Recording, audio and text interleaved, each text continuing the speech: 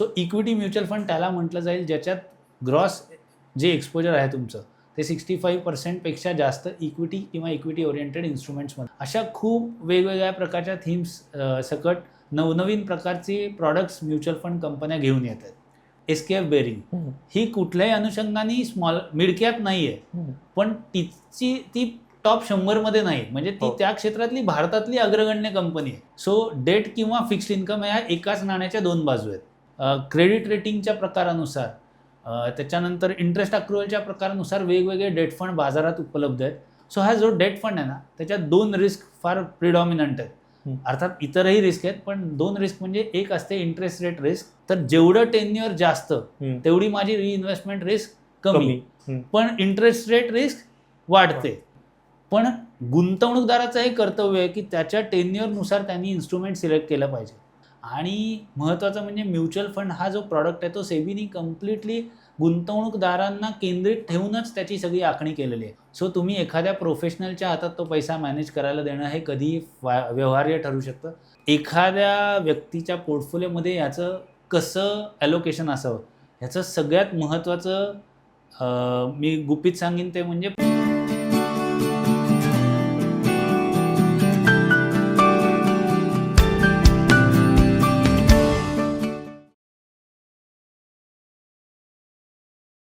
गुंतवणुकीचा श्रीगणेशा करायचा म्हणलं तर कुठल्या गोष्टी आधी जाणून घेणं महत्त्वाचं आहे. या सगळ्या विषयांवर आत्तापर्यंत आपण बोललो, ज्यात आर्थिक नियोजन म्हणजेच फायनान्शियल प्लॅनिंग हा मुद्दा आला, फायनान्शियल फ्रीडम हा मुद्दा आला. तर आता आपण थोडंसं थेट म्युच्युअल फंडाकडे वळूया. म्हणजे म्युच्युअल फंड हा जरी बझवर्ड असला, SIP जरी आपल्या सगळ्यांना माहिती असली तरी म्युच्युअल फंडांचे असंख्य प्रकार आज बाजारात उपलब्ध आहेत आणि आपल्या वयानुसार आपल्या गरजेनुसार त्यापैकी कोणते म्युच्युअल फंड्स घ्यावेत आणि जरी प्रकार असंख्य असले तरी ते सगळे आपल्या पोर्टफोलिओत पाहिजेतच का, याबद्दल अनेकांना शंका असते. कारण रोज नवीन प्रॉडक्ट हे बाजारात येत असतं आणि अनेकांचा परतावा खूप उत्तम आहे असं आपल्याला दिसत असतं. पण आपल्या पोर्टफोलिओमध्ये नेमके किती म्युच्युअल फंड असावेत, ओव्हर डायव्हर्सिफिकेशन टाळायचं म्हणजे नेमकं काय करायचं, या सगळ्या विषयी आजच्या एपिसोडमध्ये आपण सविस्तर चर्चा करणार आहोत. नमस्कार, बिग बक्स पॉडकास्टमध्ये मी निरंजन मेडेकर तुमचं मनापासून स्वागत करतो आणि आपल्यासोबत आहेत बिग बक्सचे फाउंडर डिरेक्टर CA विपुल शहा. नमस्कार विपुल, स्वागत आहे तुझं नवीन एपिसोडमध्ये. तर म्युच्युअल फंड म्हणजे इक्विटी म्युच्युअल फंड हे बहुतेकांना माहिती असतं. म्हणजे शेअर बाजारात इक्विटीच्या माध्यमातून गुंतवणूक करून जे म्युच्युअल फंड असतात त्यांना इक्विटी म्युच्युअल फंड म्हणतात. तर इथपासून सुरुवात आपण करू शकलो. इक्विटी म्युच्युअल फंड म्हणजे नेमकं काय आणि मग इतर प्रकारांकडे आपण वळूया. निरंजन, इक्विटी म्युच्युअल फंडाकडे येण्यापूर्वी मी तुला सांगितलं असं की म्युच्युअल फंड सही आहे, पण त्याच्यात एक जी आपण म्हणू की एक डिस्क्लेमर येतं की mutual funds are subject to market risk, please read the offer document carefully before investing. आता याच्यात ही मार्केट रिस्क ही प्रत्येक ॲसेट क्लासबद्दल आहे आणि म्युच्युअल फंड हा ऑलमोस्ट प्रत्येक ॲसेट क्लासला तुला एक्सपोजर देऊ शकतो. तू इक्विटी म्युच्युअल फंड्स म्हटलास, बरोबर आहे. म्हणजे कॉमन नोशनच ही झाली आहे की mutual funds are subject to market risk. कुठेतरी मार्केट शब्द आला की लोकांच्या डोक्यात शेअर मार्केट येतं. बरोबर. त्यांच्या डोक्यात बॉन्ड मार्केट असेल किंवा प्रिशियस मेटल्सचं मार्केट असेल असं त्यांच्या डोक्यातच येत नाही. त्यामुळे हे मार्केट इथे या अर्थाने अभिप्रेत आहे की सर्व गुंतवणुकीचे ॲसेट क्लासेस, म्हणजे त्याच्यात इक्विटी असेल, फिक्स्ड इन्कम असेल, गोल्ड सिल्वर असेल किंवा रिअल इस्टेट असेल. आता रिअल इस्टेटचा म्युच्युअल फंड नाही, पण त्याला रिअल इस्टेट इन्व्हेस्टमेंट ट्रस्ट म्हणतात. जे in a way collective investment स्कीमच आहे, ती म्युच्युअल फंडासारखीच आहे. सो म्युच्युअल फंड हे प्रॉडक्ट आहे. In itself it is not an asset class. ते एक फायनान्शियल प्रॉडक्ट आहे, जसे इतर फायनान्शियल प्रॉडक्ट्स आहेत तशीच. पण या प्रॉडक्टच्या माध्यमातून तुला सर्व ॲसेट क्लासमध्ये गुंतवणूक करता येते. आणि तू जसं म्हटलास सुरुवातीला की इक्विटी म्युच्युअल फंड म्हणजे काय, तर सेबीच्या डेफिनेशननुसार इक्विटी टॅक्सेशन लागू केलं जातं जर का तुम्हाला 65% अधिक तुमचं एक्सपोजर इक्विटी किंवा इक्विटी इन्स्ट्रुमेंट्स, म्हणजे मग त्याच्यात अगदी आर्बिट्राज सारखे इन्स्ट्रुमेंट्स, म्हणजे आर्बिट्राज सारख्या स्ट्रॅटेजीज पण त्याच्या अंडर येतात. सो इक्विटी म्युच्युअल फंड त्याला म्हटलं जाईल ज्याच्यात ग्रॉस जे एक्सपोजर आहे तुमचं ते 65% जास्त इक्विटी किंवा इक्विटी ओरिएंटेड इन्स्ट्रुमेंट्समध्ये असेल. सो त्याला आपण इक्विटी म्युच्युअल फंड म्हणूयात. आणि ह्यामध्ये असं परत आता मी इक्विटी म्युच्युअल फंडातही कॅटेगरीज आहेत परत. Large cap, mid cap, small cap, म्हणजे भारतातल्या टॉप 100 कंपन्या आपण म्हटल्या मार्केट कॅपिटलायझेशननुसार, म्हणजे बाजार मूल्यानुसार जर का मी 1 ते 100 हा आकड्यानुसार कंपन्या लावल्या तर पहिल्या 100 ज्या असतील त्या लार्ज कॅप असतील. रिलायन्स इंडस्ट्रीज ही आत्ताच्या घडीची भारतातील सर्वाधिक बाजार मूल्य असणारी कंपनी आहे. ह्या 100 नंतर 101 पासून 250 या सर्व मिड कॅप या सदरामध्ये मोडतात आणि 251 पासून पुढे त्या स्मॉल कॅप सदरामध्ये मोडतात. मग इक्विटी म्युच्युअल फंडामध्ये परत सेबीने जे large cap, mid cap, small cap ह्या प्रकार तर सांगितलेत, पण त्याच्यावरती परत फंडांच्या वेगवेगळ्या ऑप्शन्स किंवा स्कीम्स निघाल्यात. म्हणजे लार्ज कॅप असणार आहे तुमच्यासाठी, लार्ज अँड मिड कॅप ही एक कॅटेगरी आहे, फोकस्ड कॅटेगरी आहे. फोकस्डमध्ये म्हणजे अगदी 30-35 स्टॉक्सचा फोकस्ड पोर्टफोलिओ असेल. लार्ज अँड मिड कॅपमध्ये, लार्ज कॅप आणि मिड कॅपमध्ये ॲलोकेशन 65% टोटल गेलं पाहिजे असं म्हणूयात आपण. लार्ज कॅपमध्ये प्रिडॉमिनंटली 65%ला large cap, 65% plus large cap exposure पाहिजे. मग मिड कॅप आला, म्हणजे लार्ज कॅप आला, लार्ज अँड मिड कॅप आला, फोकस्ड आला. फ्लेक्सी नावाची कॅटेगरी आहे ज्याच्यात लार्ज, मिड, स्मॉलमध्ये तुम्ही कसेही गुंतवणूक करू शकता. मग मल्टी कॅप नावाची कॅटेगरी आहे ज्याच्यात 25% minimum mid cap, small cap आणि लार्ज कॅप, म्हणजे तिघांमध्ये 25-25-25 मिनिमम, उर्वरित 25 तुम्ही डायनॅमिकली मॅनेज करू शकता. सो मी म्हणेन फ्लेक्सीपेक्षा कदाचित मल्टी कॅपमध्ये स्मॉल अँड मिड कॅपचं प्रोपोर्शन थोडं जास्त असेल. आता भारताचं बाजार मूल्य जर का मी काढलं सर्व कंपन्यांचं, तर ह्या 100 पैकी आज 65 ते 70 साधारण लार्ज कॅपच्या कॅपिटलायझेशन येतं. साधारण 15 ते 16% किंवा आपण म्हणून 15 ते 20%च्या बँडमध्ये मिड कॅप्स असतात. ह्या बँड थोडा व्हेरी होणार साहजिकच, आणि उर्वरित 15 ते 20% या स्मॉल कॅप्समध्ये असतील.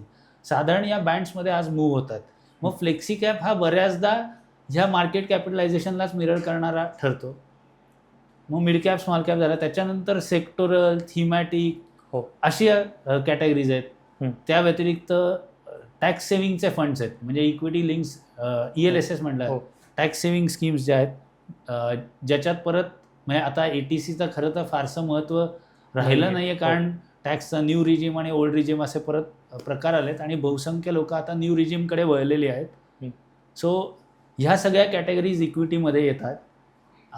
इक्विटी म्युच्युअल फंडामध्ये, सॉरी, तू मला सुरुवातीला म्हटलास की इक्विटी म्युच्युअल फंड म्हणजे नक्की काय, तर इक्विटी म्युच्युअल फंड हे तर आहेच, प्लस त्याच्यात या सगळ्या कॅटेगरीज आहेत आणि त्यानुसार तुम्हाला गुंतवणूक करण्याचे खूप सारे पर्याय उपलब्ध आहेत.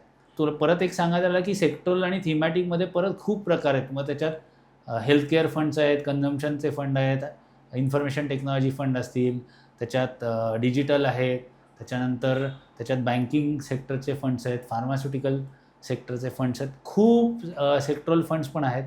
तशा थीम्स आहेत, manufacturing theme, defence theme, housing opportunities theme, अशा खूप वेगवेगळ्या प्रकारच्या थीम्स सकट नवनवीन प्रकारचे प्रॉडक्ट्स म्युच्युअल फंड कंपन्या घेऊन येत आहेत. थोडक्यात इक्विटी म्युच्युअल फंड याच्यावरच एक स्वतंत्र विषय आपला होऊ शकतो, एवढी व्हरायटी त्याच्यामध्ये आहे असं दिसतंय. होय. एक थोडंसं सगळ्या आपल्या प्रेक्षकांना समजावं म्हणून, लार्ज कॅप, मिड कॅप आणि स्मॉल कॅप यांचं साधारण मार्केट कॅपिटल किती असतं? म्हणजे आपण जेव्हा म्हणतो लार्ज कॅप कंपनी एखादी, तेव्हा तिचं मार्केट कॅपिटल किती असतं, मिड कॅपचं किती असतं आणि स्मॉल कॅपचं किती असतं? सो परत हे व्हेरी होत राहणार आहे, पण आज घडीला असं धरून चाल, जवळपास हे आकडे परत बदलत राहतात, पण भारतातली 100वी जी लार्ज कॅप असेल ती कुठेतरी 60-70 हजार कोटीच्या दरम्यानपर्यंत पोहोचले, म्हणजे 100वी. मिड कॅप ह्या 15,000 ते 60,000 कोटीच्या दरम्यान असतील आणि 15,000 कोटींच्या खाली स्मॉल कॅप. हे ढोबळमाना नाही, कारण बाजार मूल्य म्हणजे रॅली आली तर हे सगळे आकडे वरच्या दिशेला सरकतील. समजा बाजारात सरसकट रॅली आली तर, पण हे साधारण मी ब्रॅकेट सांगतोय. सो मी जेव्हा म्हणतो 251वी स्मॉल कॅप ही 15,000 कोटींच्या घरात आहे, तर दॅट इटसेल्फ ही छोटी रक्कम नाही.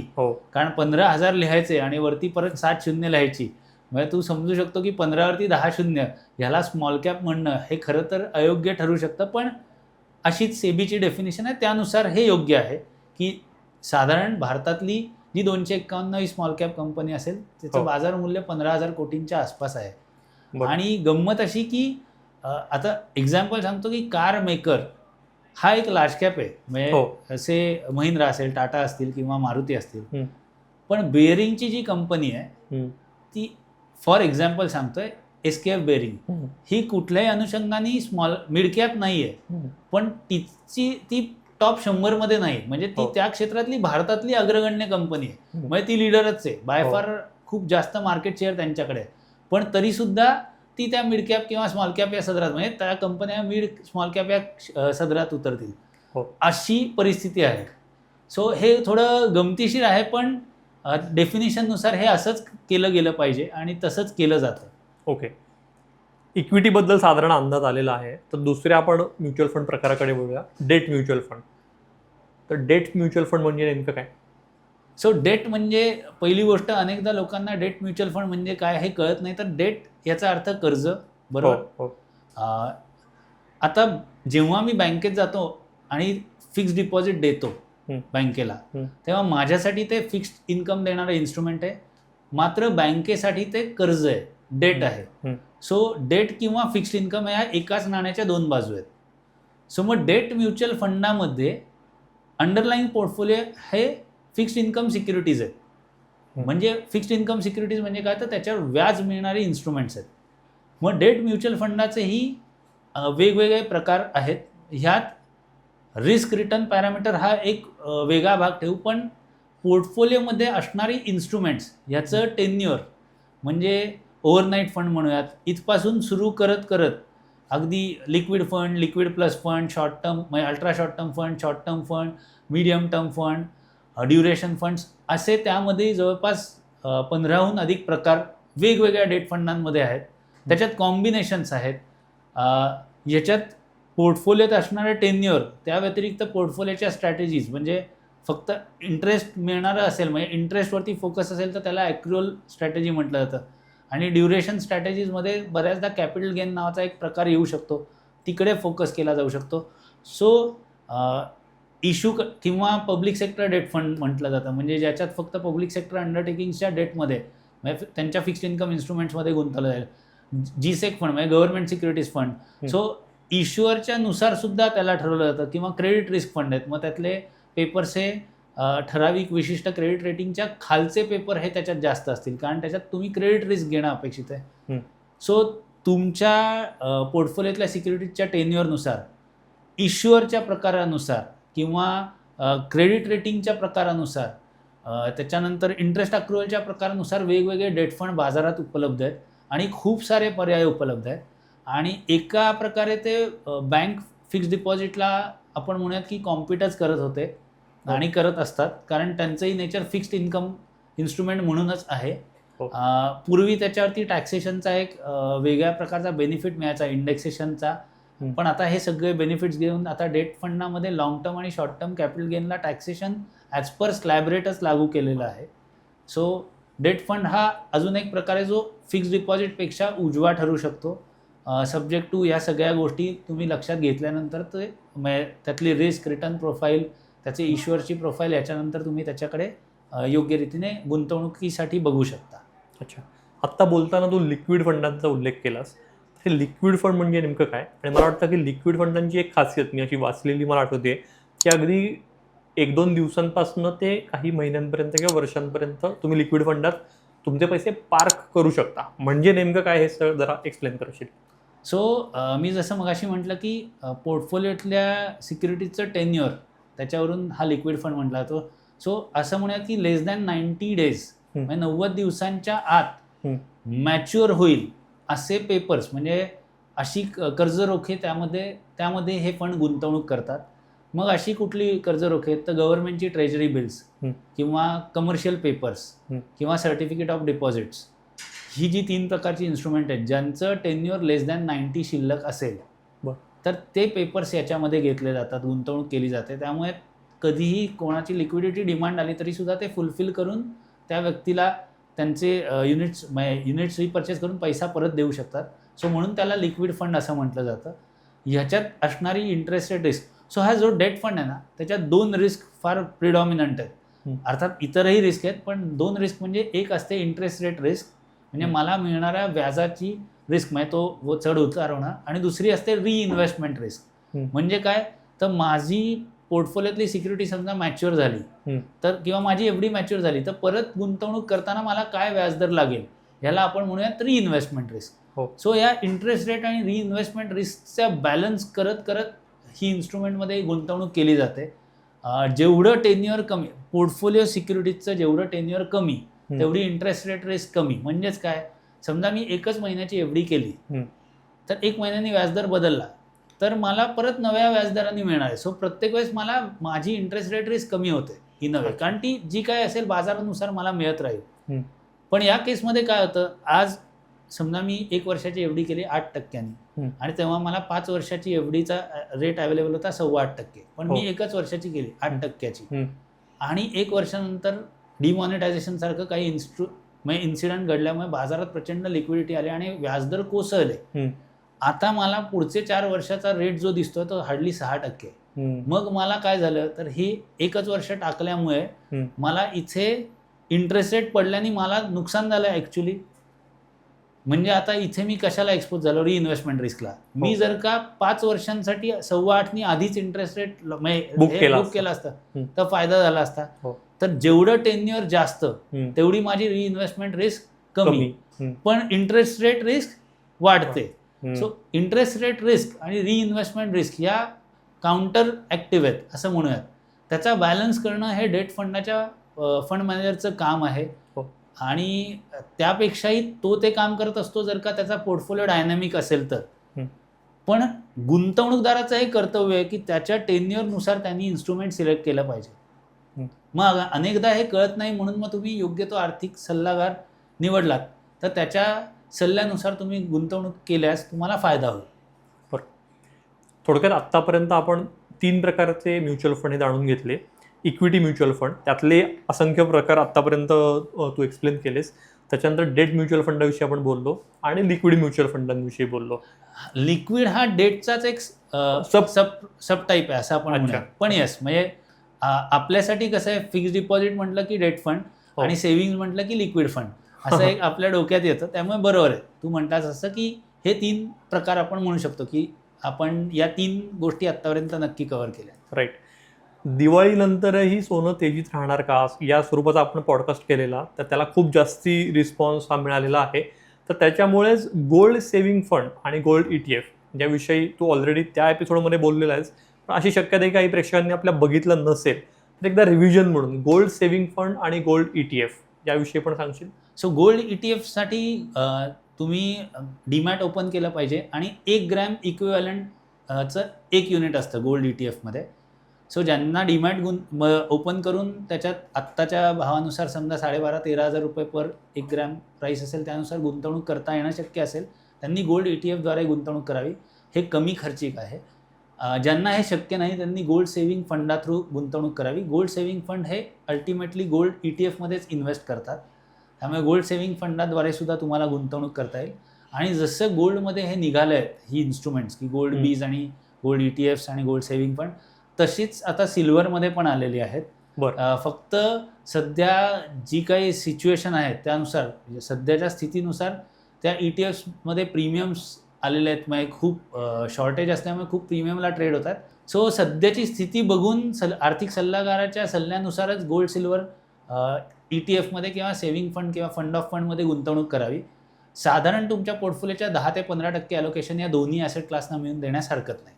सो आपण आत्तापर्यंत इक्विटी, डेट आणि गोल्ड कव्हर केलं. तसंच रिअल इस्टेट इन्व्हेस्टमेंट ट्रस्ट पण आहेत, REITs आहेत, ज्याच्यात रिअल इस्टेट सेक्टरचे स्टॉक्समध्ये गुंतवणूक केली जाईल किंवा काही रिअल इस्टेट प्रोजेक्ट्समध्ये, मग भले ती IT पार्क्स असतील किंवा हाऊसिंग प्रोजेक्ट्स असतील किंवा एखादं कमर्शियल कॉम्प्लेक्स असेल, कमर्शियल ॲसेट्स असतील, त्यामध्ये गुंतवणूक केली जाते. So it's a combination of real estate stocks as well as real estate investments, direct investments. So REIT पण हा एक प्रकार आहे जो अगदी म्युच्युअल फंड मी म्हणणार नाही, पण कलेक्टिव्ह इन्व्हेस्टमेंट स्कीम सारखाच आहे आणि त्याच्या थ्रू तुम्हाला रिअल इस्टेटला पण एक्सपोजर घेता येतं. ओके, आता सगळ्यात कळीचा मुद्दा की हे सगळे आता आपण जाणून घेतले म्युच्युअल फंडांचे प्रकार. यात अजून पण आहेत. मला वाटतं आपण वेळोवेळी बाकी पण यांचा आढावा घेऊ. म्हणजे हायब्रिड फंड म्हणजे नेमकं काय, मल्टी कॅप म्हणजे काय, आता या गोष्टी आपण हळूहळू उलगडत जाऊया आपल्या पुढच्या एपिसोड्समध्ये पण. तर आता बेसिक जर हे ढोबळमानांनी हे जर सगळे प्रकार असतील तर माझ्या पोर्टफोलिओमध्ये किंवा कुठल्याही गुंतवणूकदाराच्या पोर्टफोलिओमध्ये यापैकी कुठले फंड्स हवेत किंवा त्यांचं प्रपोर्शन नेमकं किती हवं? तो जसं आत्ता म्हटलं की हायब्रिड फंड असतील किंवा मल्टी ॲसेट ॲलोकेटर. सो हे 2 प्रकार जस्ट एक क्विकली जाता श्रोत्यांना सांगतो की हायब्रिड फंडांमध्ये स्ट्रॅटेजी आहे डेट इक्विटीचं ॲलोकेशन, आणि त्याच्यात मग ते स्टॅटिकपासून डायनॅमिक करता येतं आणि 0 इक्विटीपासून 100% इक्विटी जाता येईल, ज्याला अगदी बॅलन्स ॲडव्हान्टेज म्हणून म्हटलं जातं. म्हणजे अगदी 10% इक्विटीपासून सुरू करून अगदी मी म्हणेन की 100% इक्विटी डायनॅमिकली मॅनेज करण्याची प्रॉडक्ट्स हायब्रिडमध्ये उपलब्ध आहेत. त्याला कॉन्झर्वेटिव्ह हायब्रिडपासून ॲग्रेसिव्ह हायब्रिड असं म्हटलं जातं. आणि मल्टी ॲसेट ॲलोकेटरमध्ये जसं गोल्ड, सिल्वर व्यतिरिक्त डेट इक्विटी, म्हणजे ह्या सगळ्याच ॲसेटचं कॉम्बिनेशन असतं. सो डेट फंड आहेत, इक्विटी फंड्स आहेत, हायब्रिड फंड्स आहेत, मल्टी ॲसेट ॲलोकेटर फंड आहेत, REIT, इन्व्हेट्स, अशा प्रकारचे सगळे फंड्स आहेत. तर एखाद्या व्यक्तीच्या पोर्टफोलिओमध्ये याचं कसं ॲलोकेशन असावं, ह्याचं सगळ्यात महत्त्वाचं मी गुपित सांगेन ते म्हणजे प्रत्येकाच्या रिस्क प्रोफाईलनुसार, रिटर्न एक्सपेक्टेशननुसार आणि आर्थिक उद्दिष्टांनुसार ते असावं. सो ज्याची रिस्क टेकिंग कपॅसिटी खूप जास्त आहे त्यांनी 100% ॲलोकेशन इक्विटी म्युच्युअल फंडला केलं तरी हरकत नाही. ॲट द सेम टाईम एखाद्या कॉन्झर्वेटिव्ह इन्व्हेस्टरनी ती गुंतवणूक ही कॉन्झर्वेटिव्ह स्ट्रॅटेजीजमध्ये म्हणजे डेट फंडांमध्ये गुंतवणूक करणं अपेक्षित आहे. सो हे प्रत्येकाच्या आर्थिक उद्दिष्टांनुसार अवलंबून आहे. फक्त मी एक सांगेन की लॉंग टर्ममध्ये दीर्घकालीन परताव्यासाठी वेल्थ क्रिएटिंग ॲसेट क्लासेस म्हणजे इक्विटी आणि रिअल इस्टेटकडे फोकस केला तर वेल्थ चांगली क्रिएट होऊ शकते. अर्थात प्रत्येक ॲसेट क्लासची एक सायकल आहे. म्हणजे इकॉनॉमिक्समध्ये जसं आपण पूर्वी डिस्कस केलं होतं, मी कायम सांगतो की माणसाच्या आयुष्यात मृत्यू हा अटळ आहे, तसंच इकॉनॉमिक्समध्ये बिझनेस सायकल या अटळ आहेत आणि हे महत्त्वाचं आहे. तसंच बिझनेस सायकलनुसार ॲसेट्समध्ये पण सायकल येतात. फंड मॅनेजर जो अत्यंत प्रोफेशनल आणि हुशार व्यक्ती आहे, अत्यंत हायली म्हणजे उच्च शिक्षित आहे आणि त्याच्याकडे सगळे रिसोर्सेस आहेत डिसिजन मेकिंगसाठी, हा त्या मार्केट ट्रेंड्स किंवा सायकल्सचा अभ्यास करून तुमचा पैसा गुंतवत असतो. सो तुम्ही एखाद्या प्रोफेशनलच्या हातात तो पैसा मॅनेज करायला देणं हे कधीही व्यवहार्य ठरू शकतं. त्यातून तुमचा वेळ वाचतो, योग्य ते मार्गदर्शन आणि योग्य तो परतावा तुमच्या उद्दिष्टांनुसार मिळण्याची शक्यता वाढते, खात्री देता येत नाही. परंतु तुम्ही ह्या अनुषंगाने गुंतवणुकीकडे बघितलं तर तुमची गुंतवणूक नक्की तुम्हाला योग्य तो तुमचा जे गोल असेल ते अचीव करायला मदत करेल. सो उत्तर अगदी सरळ नाही, कारण प्रत्येकाचा डाएट हा त्याच्या शारीरिक स्थितीनुसार ठरतो, त्याचं जेवण, त्याची कपॅसिटी, त्याच्या मेटाबॉलिक रेटनुसार ठरतं. तसंच गुंतवणुकीचं काहीच आहे. ह्यासाठी तुम्ही योग्य त्या आर्थिक सल्लागाराची मदत घ्यावी किंवा तुम्ही काही पुस्तकं आहेत किंवा काही ॲप्स असतील त्याच्या माध्यमातून तुम्ही तुमची मॉडेल्स बनवा. फायनान्शियल प्लॅनिंगची पण बद्दलसुद्धा अनेक माहिती उपलब्ध आहे, डिजिटल माध्यमांमध्ये उपलब्ध आहे. त्या माध्यमातून तुम्ही हे सगळ्या जर का गोष्टी मांडल्यात तर तुम्हाला स्वतः तुम्ही किती पाण्यात आहात आणि त्यानुसार कुठे गुंतवणूक करता येईल याचं नक्की तुम्हाला मार्गदर्शन मिळेल. आणि महत्त्वाचं म्हणजे म्युच्युअल फंड हा जो प्रॉडक्ट आहे तो सेबीनी कम्प्लिटली गुंतवणूकदारांना केंद्रित ठेवूनच त्याची सगळी आखणी केलेली आहे. आणि ह्या सगळ्यांमध्ये निरंजन आपण एक महत्त्वाचं डिस्कस करायचं राहिलं, सेबीने आता नवीन प्रॉडक्ट लॉन्च केलं आहे SIFचं, ज्याच्यावरती आपला एक नवीन एपिसोड येईलच. पण specialise investment fund with minimum 10 lakh rupees ticket size हा पण आलेला आहे. PMS 50 lakh minimum ticket size आणि AIF अल्टरनेटिव्ह इन्व्हेस्टमेंट फंड जिथे 1 करोडची तिकीट साईज आहे. ही सगळी पण प्रॉडक्ट्स बाजारात उपलब्ध आहेत. सो ह्या सगळ्यांचा योग्य तो वापर करून गुंतवणूकदार आपल्या आर्थिक उद्दिष्टांकडे योग्य तऱ्हेने वाटचाल करू शकतो. तू सांगतोयस त्यातनं एक गोष्ट स्पष्ट होतीये की या प्रॉडक्टची रेंज खूप मोठी आहे आणि हे सामान्यांना जर त्यातलं माहिती नसेल तर कळणं खरंच अवघड आहे. त्यामुळे गुंतवणूक सल्लागाराच्या मदतीनं त्याच्या सल्ल्याने ही गुंतवणूक करणं खरोखर रास्त आहे. ओव्हर डायव्हर्सिफिकेशन अशी एक टर्मिनॉलॉजी वापरली जाते की एखाद्याच्या पोर्टफोलिओमध्ये नेमके किती फंड हे असावेत आणि किती फंडांच्या पुढे गेल्यावर ते ओव्हर डायव्हर्सिफिकेशन होऊ शकतं.